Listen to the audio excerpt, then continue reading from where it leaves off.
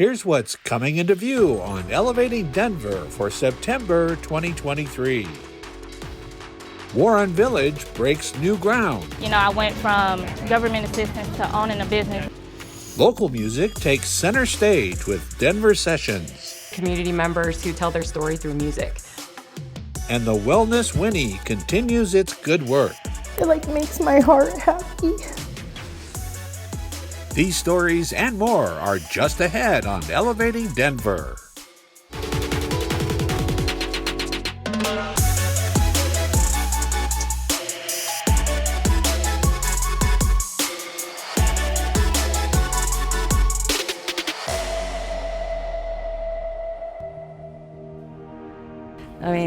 I was broke. My husband left. There was nobody there for me. My kids weren't here. They're all in another state. So I really was lost. I'd come over crying. She'd hug me. She'd start crying too. Chrissy has been visiting the Wellness Winnie since we started outreach at Street Fraternity. She is a wonderful lady who in the beginning would just come and access hygiene and snacks. The Wellness Winnie is a fun-sized RV that offers support, assistance, and resources to those in need where they are. The Winnie is staffed by mental health counselors and peer navigators with shared experiences to provide equitable access to behavioral and support services. It was real hard because my husband had left me and I just moved into this apartment. And I didn't know anybody and I didn't have food and toilet paper and all that good stuff. And she supported me for about 4 months on shampoo, conditioner, and body wash, which really helped out. Boost my self-esteem. Just having somebody that cares about you is a whole lot. She was always sad. It seemed like every time we talked, she was upset and sad about things that were going on in her life. People would take advantage of her. She never seemed happy. I started thinking about things that she could do with her time so that she's not just sitting at her house. And then that's when the cooking classes came up. Through encouragement from Shauna on the Wellness Winnie, Chrissy signed up for cooking classes at Housed, Working, and Healthy.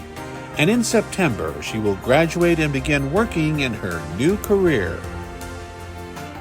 I'd go by their tray and Chris, you go and get in school yet? Nah. It's in the mail or, yeah, they call me and they're supposed to get back to me. And they just kept on. And finally I said, I gotta do it. So I went and did it. I graduate September 21st. I've never graduated nothing in my life, so yeah, it's a big step. I get worked up. It makes my heart happy.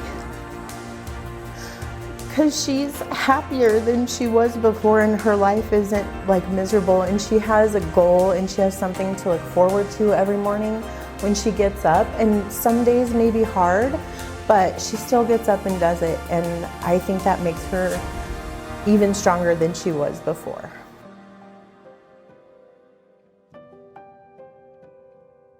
Anyone in the community can seek out the Wellness Winnie and get resources and help. We don't turn anyone away. I think that my history and my past come into my work every single day. I have walked in the shoes of many folks that I provide services to. I know what it's like to be desperate, to think that you are a loser, that you have nothing to give. I know what that person's going through, so I can communicate better with them. She put me up on a pedestal. I wasn't a low life no more, that I mattered. I think that's a lot, that if you matter to somebody, it means a whole lot. It's the caring piece. It's wanting to make somebody's life better just by being there, because we all need support. If I had never met Shauna and got into the program, it would have been a lot different. I think that I wouldn't have changed very much anyway. With them, I got a life jacket. I see more self-confidence in her. Her face looks brighter. She seems happy. She seems like she's accomplished something and that she has followed through with something, which I think is huge. I'm still in the disbelief that I could do something like that, but you know, when you have friends that, you know, come together and help pick you up. Surround yourself with people that you want your life to be like. Surround yourself with what you want your life to look like. And always know that tomorrow's a new day and we all make mistakes. Get up and try again, because we all fail. You just got to get up and try again.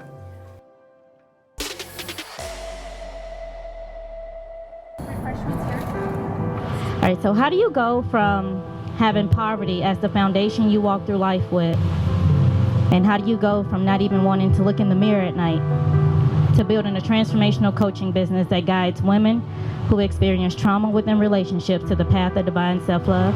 Well, for one, you believe it's possible. And for two, you surround yourself with a team of people who believe it more than what you do, who can give you the foundation and the blueprint to what it truly means to be successful. Because that's the type of team I had at Warren Village. Denver's first investment in city-funded housing vouchers took shape August 30th with the groundbreaking of an affordable housing community targeting single-parent households. Our host team led in creating, for the first time, a Denver-based voucher program, and today launches the first project that uses that Denver-based voucher system. City-funded housing vouchers will ensure that residents pay no more than 30% of their income on rent, even if they have no income at all. Denver joins just a handful of cities nationally that have dedicated local funding to project-based permanent supportive housing. This approach is a little different in that it's family-focused affordable housing, single parents only. It brings in the element of early education for the little kids from 0 to 5 in a state licensed early learning center. We also bring in an educational component for the adults, mental health counseling, really a community resource center that we're going to create. So it distinguishes us a little bit. We're happy to fit into the larger tapestry of what's going on in Denver.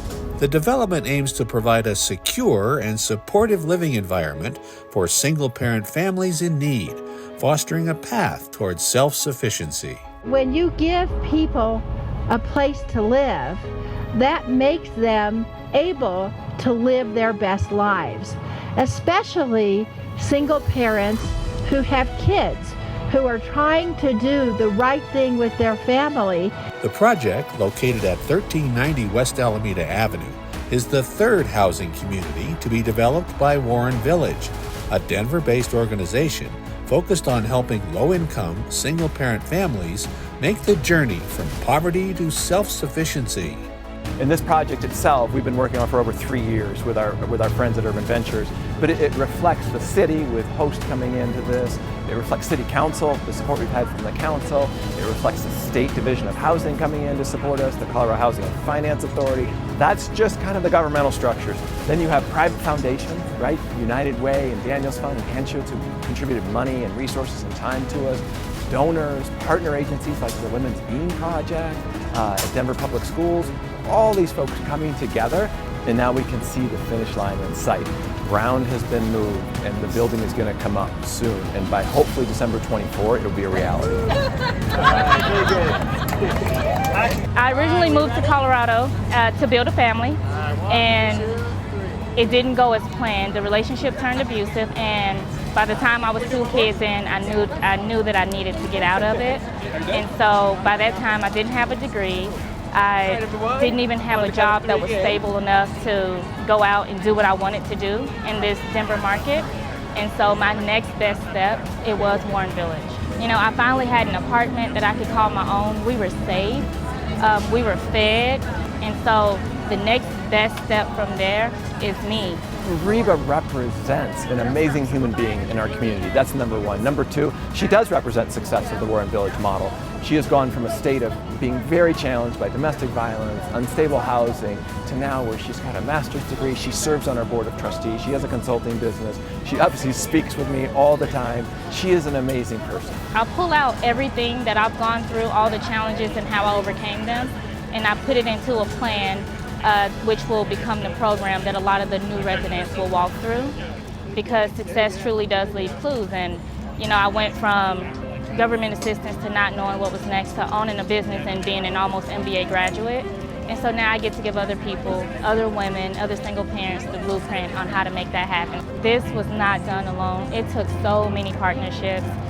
It took so many visionaries to come to the table and say, what can we do next? You know, how can we leave a legacy?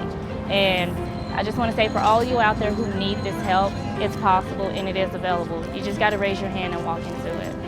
Warren Village at Alameda will provide 89 income-restricted apartments, including 79 supporting housing units with wraparound services for households exiting homelessness.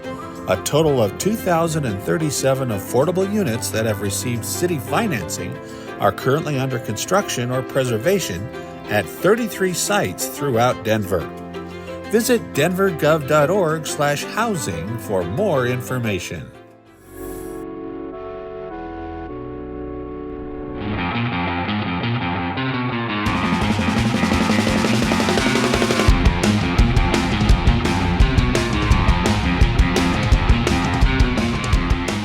The City and County of Denver's Digital Experience team came together to reboot a beloved series, the Denver Loft Sessions, now rebranded as Denver Sessions, showcasing the best of local music.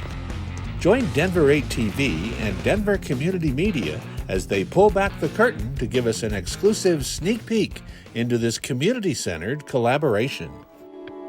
It's nice to be able to bring more awareness to the music scene in Denver, and I feel like that's what this show does, and I feel like that's what this collaboration does. Denver Sessions is an exciting new series that both of our teams were able to collaborate. Both Corinne and I are executive producers. It's allowed us to reach out and pull in community members who tell their story through music. So, you know, it's allowed us to branch out and grab hold of other intersections of the community that are, you know, trying to tell their story through different mediums, and that's what we're all about, is building that community. The teaching aspect of that has been a great part of this collaboration because Heather and the Denver 8 team are all very skilled media producers and directors, videographers, and our members and staff got to collaborate with them and be a part of that team. I heard a lot of feedback that was just invaluable to those who participated. It reminded us of why we do what we do and why we love what we do, seeing the passion and the level of professionalism and the team spirit through Denver Community Media. I think it's unique because we, are the community side, and we, hear directly from the community and like their stories and stuff. And the Denver 8 side is more like city-oriented and government-oriented, and I think it's pretty vital to marry the two to, kind of create a more cohesive bond between our community and the stories we tell. There's a girl who ran away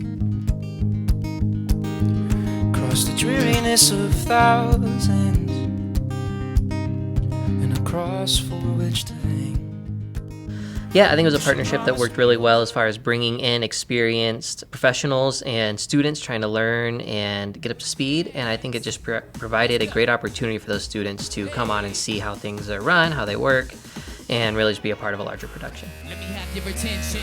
Welcome to my dimension. Got what you've been missing. Listen, let go, just the Denver Sessions was a really great experience. Just seeing local bands kind of bring their talents and their styles and creativity, and just seeing a whole group of people coming together to capture it was a lot of fun. It was also a very professional set, so it was really put me at ease to be amongst professionals creating just high quality content.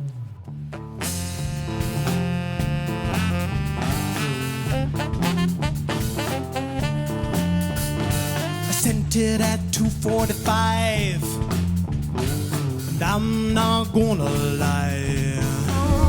Clocks keep moving forward, my brain's turning to dirt. Time never stops moving faster, wish I was an extrovert.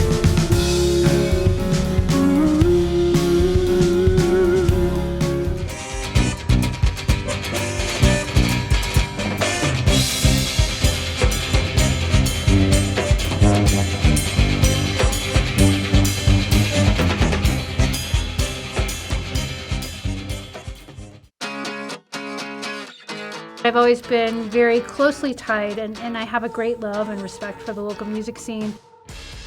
So I've been involved in the Denver music scene since I was a kid, going to house shows, and always wanting to play music. Started a band when I was in college.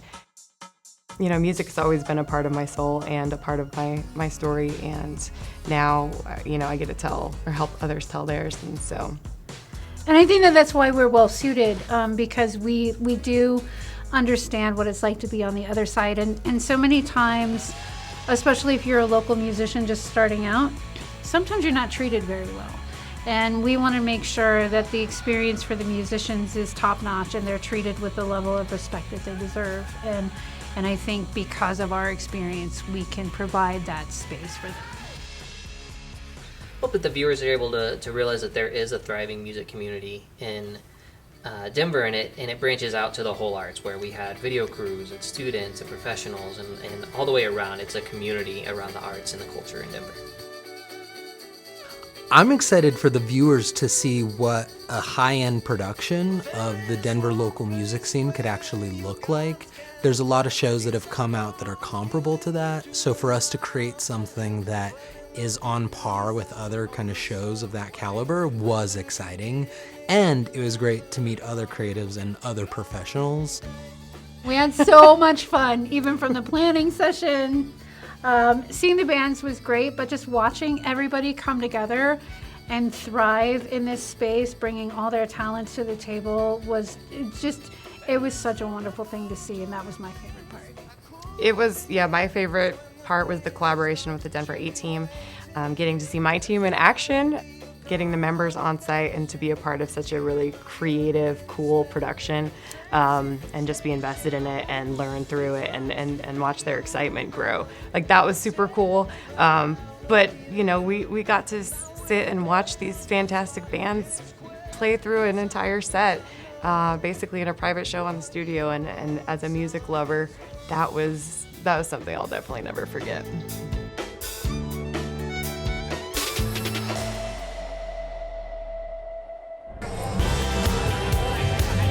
I don't know about you, but I think Asians and Latinos know how to party. Tonight we are hosting the Saigon Azteca Night Market. It is a Asian Latino fusion night market here in Morrison Road. This night market came together with me and Damaris, who owns Cultura Chocolate. She hosts a lot of events in this neighborhood, and I host a lot of events in the Little Saigon district, and we are friends, and we were like, we should host something together. Let's do this. Introduce the Asian community into the Latino community, and we are hoping to do this twice a year, and the next one will be at the Far East Center, and introducing the crowd over here to come over to that space. We have all these people playing a role somewhere. Denver Arts, we have the Southwest Denver Coalition, we have the Revision team. The artwork that we have here, the Saigon Azteca, came about thinking of something that represents the two communities. And so I created this logo right here for this entire event. I wanted to take both elements of both the Asian and Latino cultures and just merge them together, and what better way than to share the dragon and the Quetzalcoatl, which is, if you're part Aztecan or you're of any indigenous history, then you understand the significance of that dragon. It's a serpent with feathers, but I wanted to make them come together in unity and show kind of like love, so they're kind of framed around a heart, just to show the unity and the love between both communities. If you look at this, we have a full house tonight, and this is what community is about. You're introducing a space that people can come, enjoy, taste the food, support all these small local businesses, and actually having these events create a place where these small artists and vendors can sell their stuff, and highlighting all these amazing cultural performances, sharing different performances from the different areas.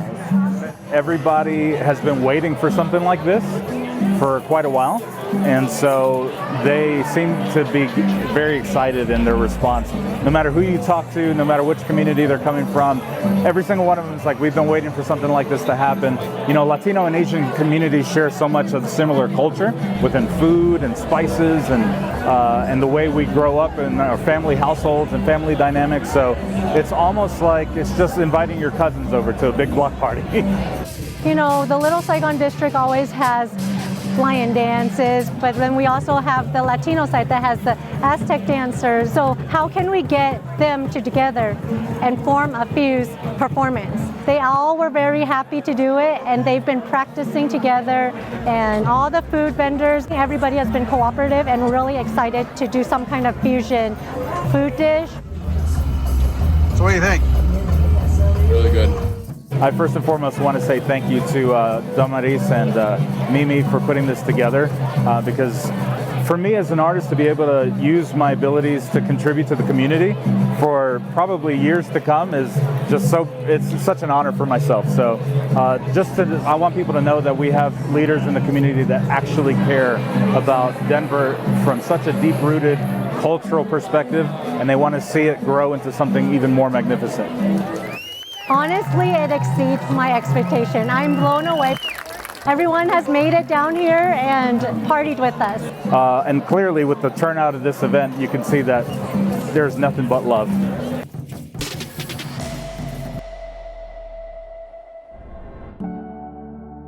We know this park is named Martinez Park, but because there's nothing that talks about his sacrifice or who he was, a lot of members of the community might not know why it's named Martinez Park.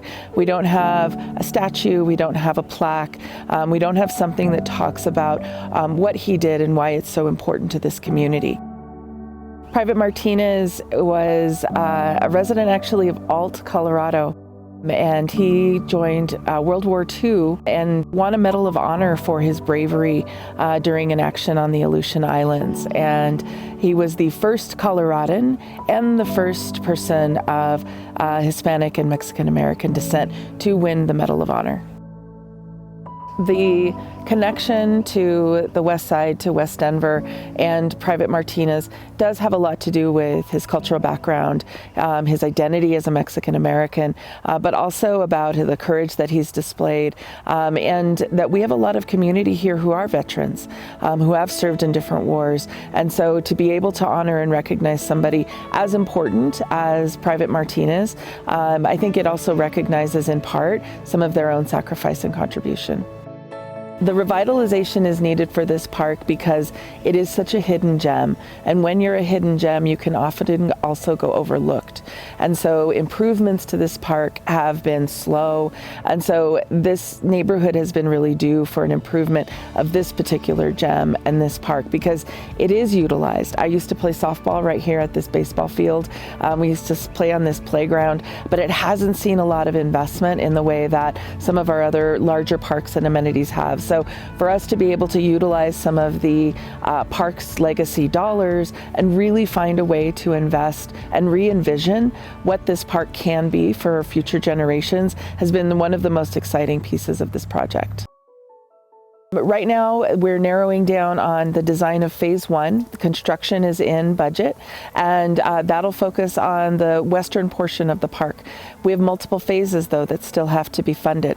And so we're making sure that phase by phase, we're advocating for the inclusion of funding every year for the continual progress of this park. So we worked with the community to envision the future, really supporting them in developing their vision for what they want for Martinez Park. And through that process, what we uncovered was the desire to really uplift Private Martinez, to celebrate and honor his significance as a Medal of Honor recipient. So we just put all the steps together, the funding, the support, and then we were able to produce a master plan that was led by the community for this beautiful park, and then we're very excited about it. Some things that people might not realize, how many people are involved in bringing this vision to fruition. So there's forestry team, there's operations, there's marketing and planning, there are community groups, there's a lot of people that need to come together. We have senior housing right across the park. We have an elementary school catty corner to the park. Both of those communities came in and explained what their needs were. And so as we build out their elements, being able to see those generations enjoy the park together, and all families be able to come to what a lot of people felt was an unsafe park for years and will soon be a gem in this park system. I'm most excited about, one, the honor and the location of how we'll be able to share Private Martinez's story. The other pieces that I'm really excited about is the intentional way that this master plan, this design plan, has involved the Gulch. It is integral, and to be able to really make it something that folks can honor and recognize, that was a key message that we heard during the input process. People want to be connected to the water in this park. The natural features in Lakewood Gulch, people really identified wanting to kind of touch the water and access it, and have kids and everybody in the schools, be able to go there and learn and experience nature in a different way. We've also heard a lot about multi-generational activities within the community, and so that came about through the vision plan, and we're actually implementing a lot of that through the design now. But it's about how we create even loops within the park, places to sit, places for active older adults and everybody, making sure that the park is really a place where everyone is welcome and safe and feels like it's theirs. So the first, kind of key space in the Phase 1 design is the tribute area and entry plaza. It kind of addresses some access and entry improvements for the park overall, but really touches on the story of Joe Martinez and can help to provide proper reflection on his life and on his contributions to community. The second being the sort of community gathering area and pavilion. A third kind of element would be the playground. There is nothing better to start in a park system where we know people come here to spend quality time with family, to heal, to enjoy the nature, and it's so many good things happens in parks. And then for me, it's such a treasure to have worked in projects like this and really be a public servant for the communities, and that's what really brings me joy. Well, I always think the true test of, great parks and spaces is how many people are there and the diversity of the people within them. So having people of all ages, all abilities, that live in the community, some maybe from outside the community, and just a very active, thriving park where every single space in the park is used. Stay elevated by subscribing to the city's YouTube page for these stories and more. And stay tuned to our social media channels for more content. Don't miss our new episodes of Elevating Denver, premiering each month. Thanks for watching, Denver.